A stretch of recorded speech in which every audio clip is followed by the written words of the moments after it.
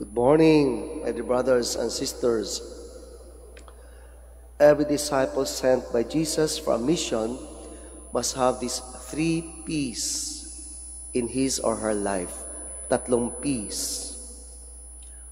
Unang P, providence. Relying on divine providence, the disciple must not rely on anything. Klaro ang sinabi ng ating Panginoon sa Ebanghelyo. Carry no money bag, no sack, no sandals. Kaya po, isang iskandalo sa simbahan na ang mga disipulo, ang simbahan mismo, ay nagiging mayaman.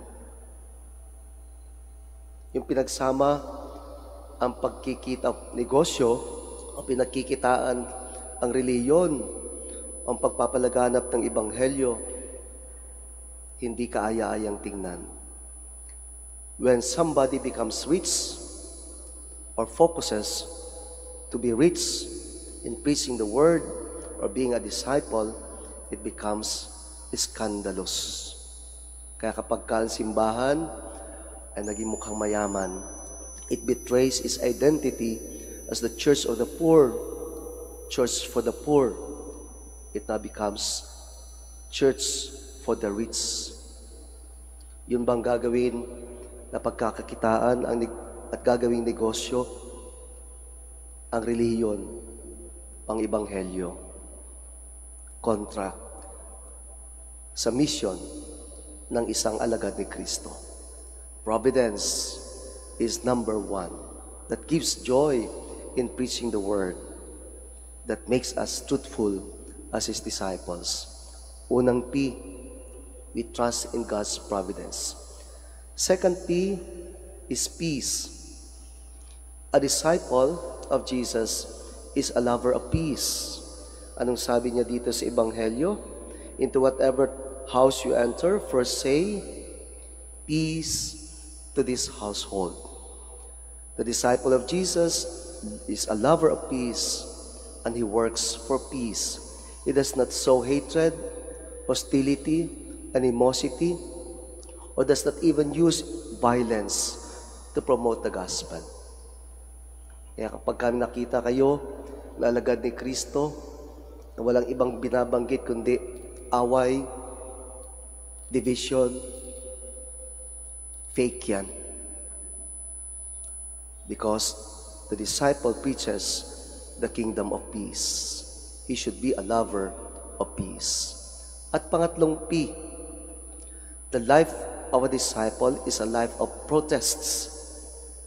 Sabi sa ating Ebanghelyo, whatever town you enter, which does not receive you, say this, the dust of your town that clings to our feet, even that we shake off against you. In other translations, which I follow, it says, even the dust of your town that clings to our feet, we wipe off in protest against you. The disciple promotes peace, but at the same time, he denounces evil. Hindi po tatahimik ang alagad ni Kristo. He does not compromise the gospel values. It is always against the values of this world. Kaya kapag nakita natin ang isang alagad ni Kristo, katulad na rin ng mga tao sa mundo, fake yan.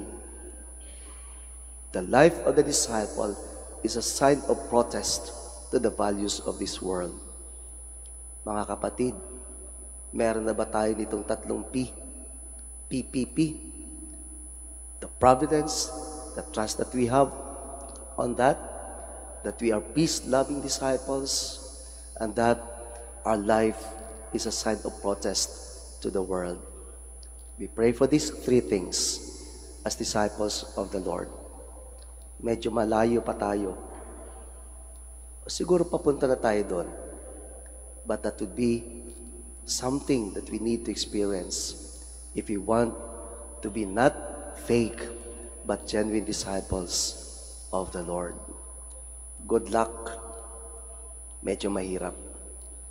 Kakayanin. sapagkat pinakita na ni Kristo. We can do it because He did it. Please stand.